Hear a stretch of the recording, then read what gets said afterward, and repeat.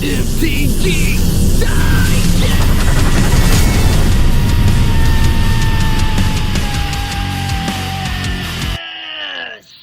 Greetings, this is MTG Digest, and I am Brandon.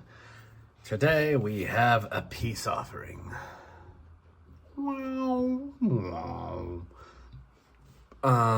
Yeah, bunnies. Bloomburrow. Bunnies and Bloomburrow.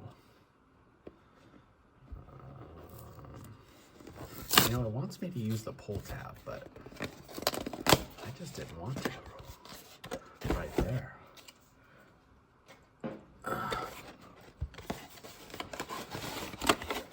We got this commander deck.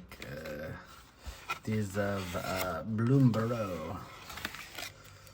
Now, these, these were decent price, I think. $50.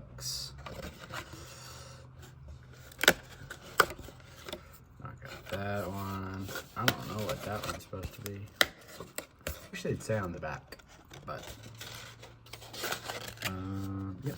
That is. Oh yeah, there's no point in popping those out really. Those are about the only little token things that you probably need right there. So I was pretty excited to get this, and you know what? Actually, we got a sample pack too. Oh, I didn't think they had these in the. I thought this was of the newest generation. Maybe they kept sample packs and collector sample packs. Who knows? Yeah.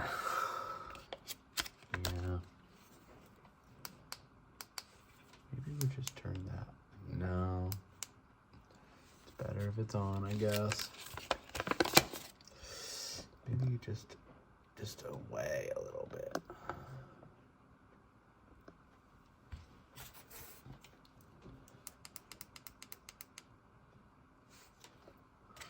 See, that's better. Just away a bit. All right, we got Miss Bumbly. She's bumbly.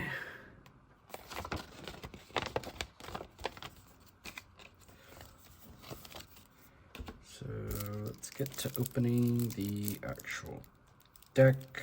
I'm never good at opening these things. Finding the little thing. It's right there. That's probably why they put that card in the back, so you can kind of just scratch it.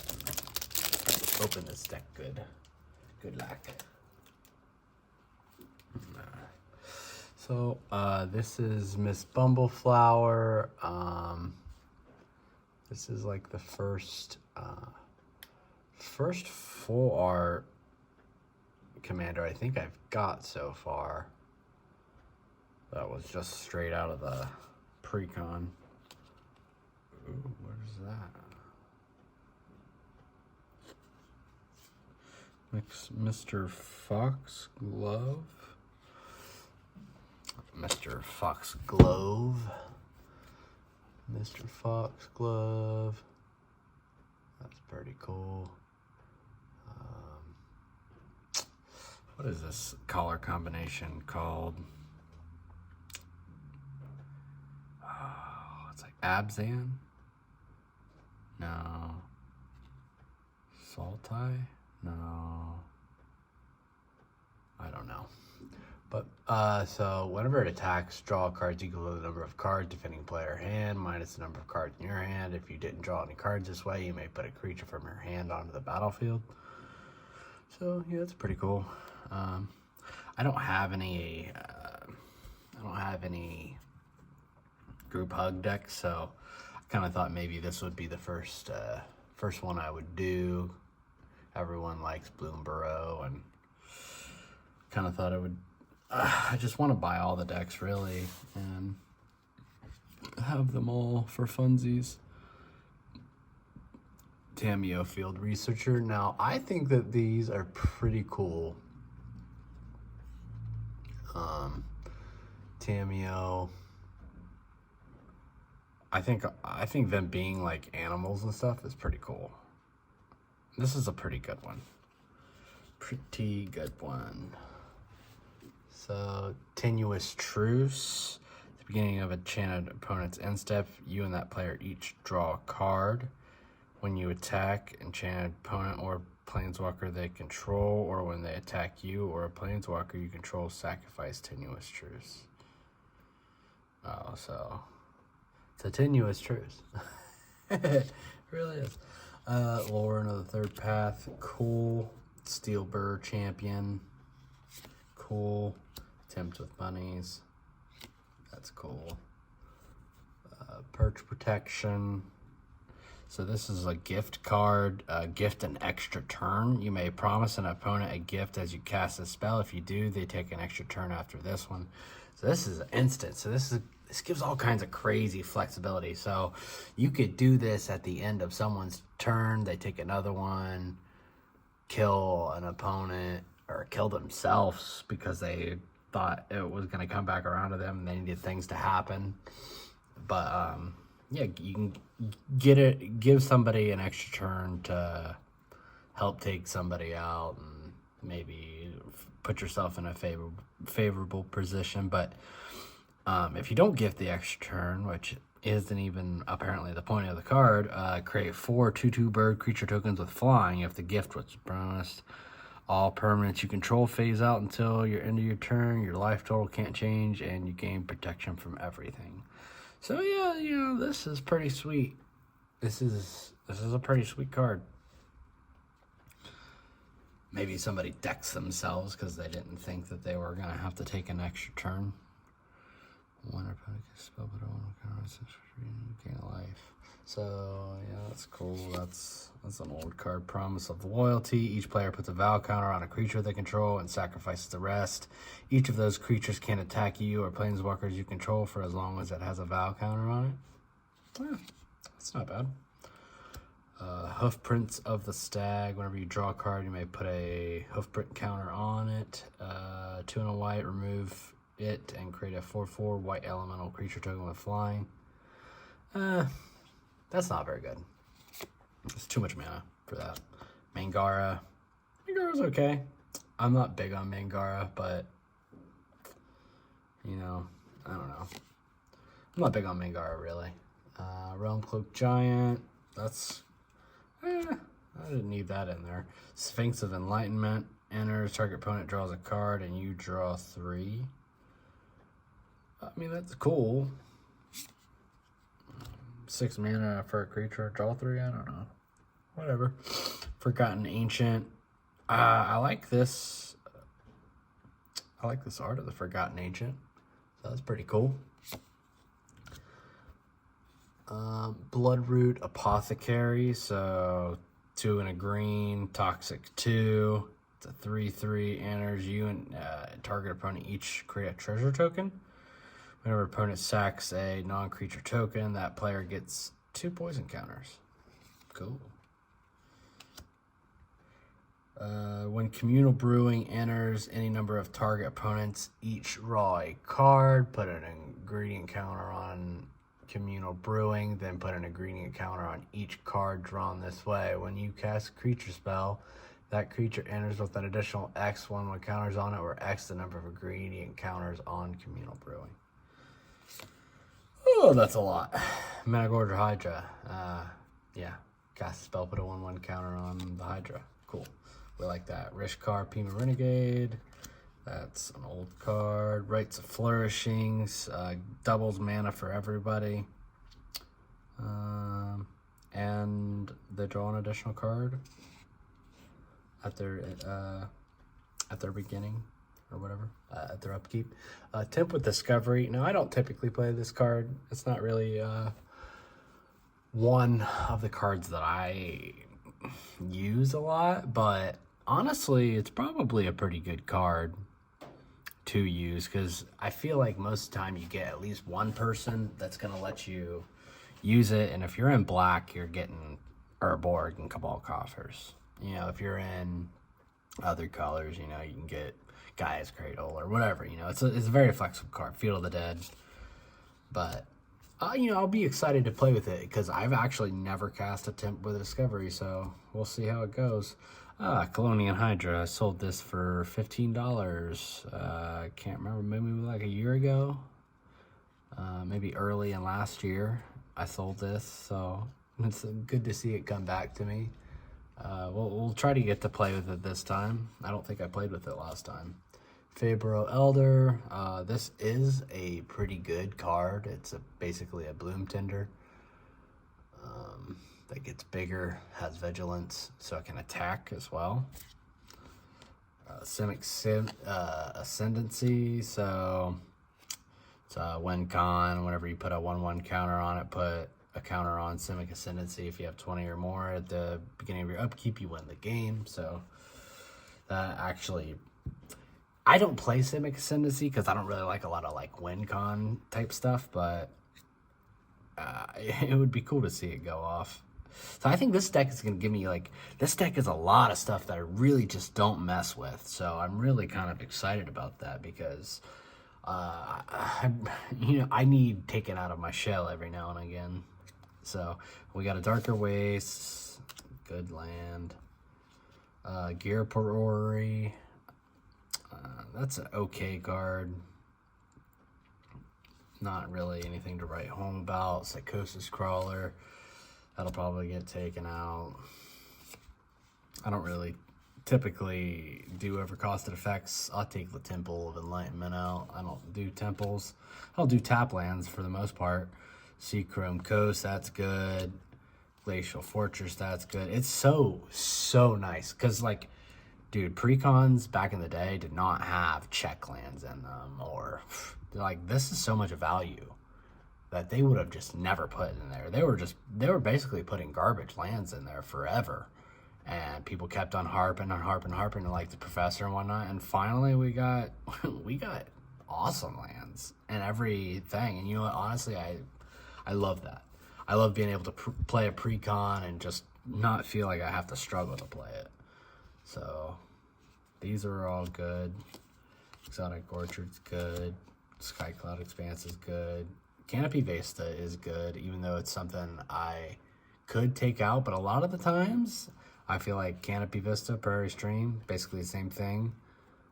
A lot of the times I run enough basics these days. I didn't used to, and I used to cut these a lot, but now I run enough basics where these are normally entering untapped. Brushland. I love, I mean, I don't know if I'd like to see the Verge lands in these, just because I'd like to see them maybe be something that's not included since the check lands are. But yeah, with temples we take out. These little damage pingers, we typically take those out if we're actually constructing the deck.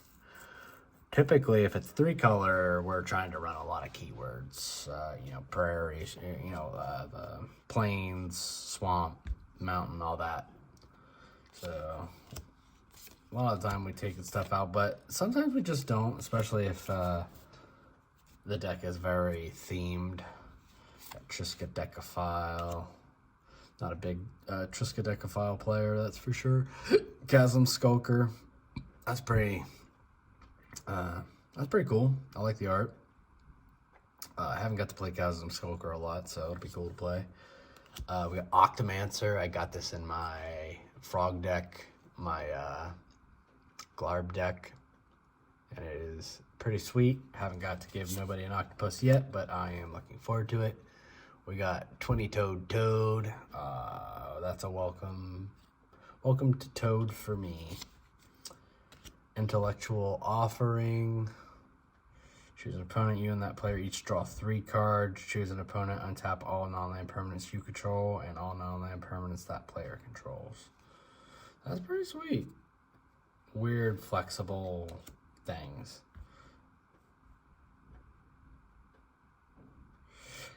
Illusionist's Gambit. Now, this is an older card. Casts only during the player blocker step on an opponent's turn. Remove all attacking creatures from combat and untap them. After this phase, there is an additional combat phase. Each of those creatures attacks that combat if able.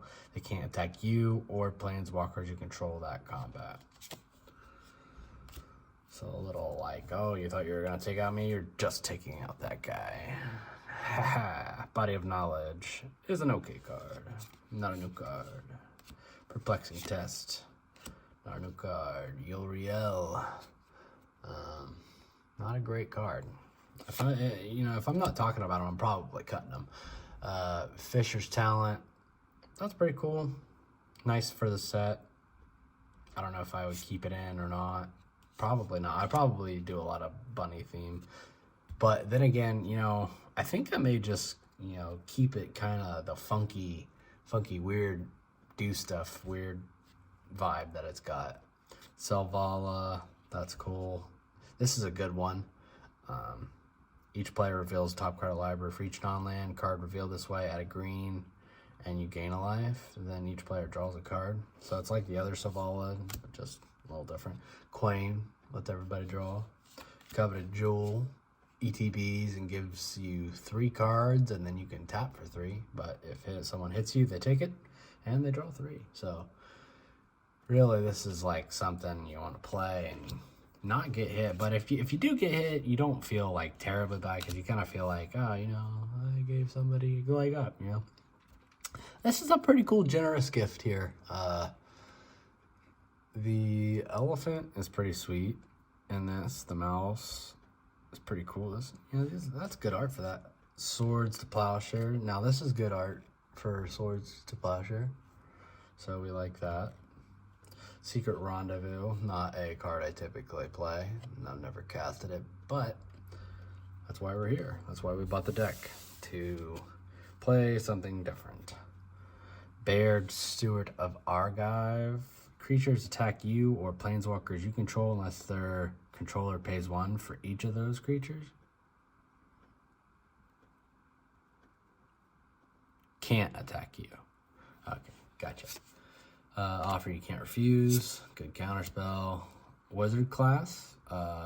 Cool to see it with new art. We like that. Cultivate. Classic. Very good. Oh, man. This is a very nice Farseek. Look how cute that is. That is a very cute Farseek. We got Broken Wings. That's nothing to write home about. Spore Frog. Nothing to write home about. Wear Down. This is another gift a card. Destroy target enchantment or artifact. If the gift was promised, destroy 2 target artifacts and or enchantments. So the gift cards draw a card. Peerless Recycling. So gift a card. You may promise an opponent a gift as you cast a spell. If they do, they draw a card before its other effects. Return target permanent card from your graveyard to your hand. If the gift was promised, instead return 2 permanents. So this is pretty sweet. It's a regrowth that returns 2 for the same amount, but you got to gift somebody something. It's just really neat to see like where you can get value-wise on things like this. For sure. I'm definitely looking forward to playing this deck. I can't wait, actually. Just trying new concepts and stuff is always cool. That was a Coiling Oracle. We don't talk about that. Riot Control. You gain 1 life for each creature your opponents control. Prevent all damage that would be dealt to you this turn. Yeah, that's pretty sweet. Nice little fog. Nice little fog effect there for sure.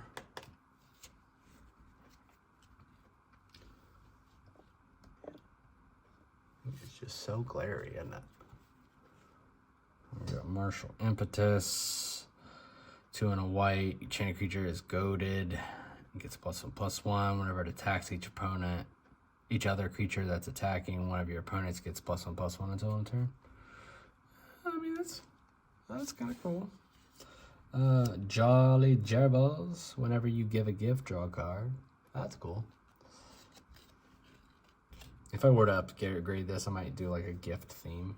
There's a lot of gifting in this. So I really like the gift concept. It feels gifty and it feels cool. Counter target creature spell. If the gift was promised, instead counter target spell. So it's a counter spell that, you know, can just be for creatures if you don't want to gift the card. Thought Vessel, good. Arcane Signet's got the bat, so that's cool.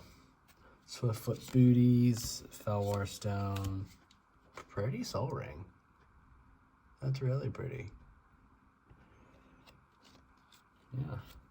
Mind Stone, Thriving Heath. We take the Thrivings out. We take Evolving Wilds out. Yeah. Unless we leave it a precon, obviously. Command Tower's cool. That looks sweet. Reliquary Tower's good. Seaside Citadel. We got Plains. We got Islands. Their art for these is pretty nice. Pretty nice for sure. And we got our tokens. Poison counter. Got some rabbit, cat, shark, fish, cat, octopus, squid. Good tokens. Good tokens for sure. All right, well, we got a good look at the deck. I think it looks really fun to play. So yeah, definitely a good pickup, especially if you need to get out of your shell, which I often do. Yeah, I mean these days they've made room for the tokens, I feel like, too, which has been nice for these boxes. Because I almost don't even like taking them out of the box a little bit, just because, I mean, it's nice when you have other boxes, but I really feel like when it's pre-con, if I upgrade it, it really just kind of normally stays in the box unless I gotta upgrade it with a bunch of proxies and it doesn't fit in the box anymore. But let's go ahead and open this collector sample pack. I haven't opened any collectors of Bloomburrow, so excited about this, for sure. For sure excited about this. Don't know what kind of things. I'm just keeping my eyes closed when I open it. I'll be scared. All right, there's more that came from this. All right, we'll just look at them. Got a Lunar Convocation. At the beginning of your end step, if you gain life this turn, each opponent loses a life. At the beginning of your end step, if you gain a life this turn, or loss and loss. If you did both, create a 1/1 black bat flying. You can play 1 in a back to pay 2 life and draw a card. That's pretty freaking sweet, actually. It's probably not worth a lot, but the art is really cool. And honestly, that effect is good. And I was actually looking to put this in my bat deck, so that's pretty cool. And we got a foil Bloomburrow Village. Not big hits at all. Not big hits at all, I don't think. But we'll take the foil Bloomburrow Village. For sure. Probably put it in a Bloomburrow style deck. But yeah, that's all I had for you guys. Just trying to record basically anything that I open. Just kind of give you a digest of my life and kind of how Magic functions for me as a regular person, not anybody that's got a crazy store, or, you know, I'm just a low-end startup seller. So again, this was MTG Digest, and I am Brandon. If you want to see more from me, we got Jordan, my daughter, with her Pika Packs channel. She opens up product for the first time, Pokemon product for the first time, experiences basically everything from the ground up in Pokemon. I'd like to get her playing some games and like teach her kind of some of the ins and outs of Pokemon. Like, not everything, but like, you know, how the evolutions work and things like that. And I'd like to play the game with her and teach her that way too, because the games are a lot of fun, but I just don't know. I'm not trying to pressure her to do things that she doesn't want to do, because that's not fun. That's not fun for anybody. But yep, that's all. That's my secondary channel. It's doing pretty good, I think. Anyhow, and we got our decks listed down below if you ever want to check the decks that we've made. And we've got our social down below, so give us a follow. Haven't been really getting any follows on there yet, so you can always be the first. Yeah, what else do we got? We got our shipping video down below. I'll probably start tagging, maybe start tagging my community discussions down below, but I probably won't. I'll probably just leave them as a separate playlist at some point. That way people can be on top of the community. But that's all I got. If you guys got any questions or anything like that, go ahead and holler at me. Definitely not getting very much interaction from this channel so much, so it's not really feeling great yet. But you know, we're doing what we can. We're posting when we can, editing when we can, shipping things out when we can with our selling. You know, it's just we're doing a lot, so it's not like we're actually really too worried about our viewership. But this doesn't mean that we wouldn't want our viewership to take off a little better than it is. That's for sure. But that's all I got for today. Bye, guys.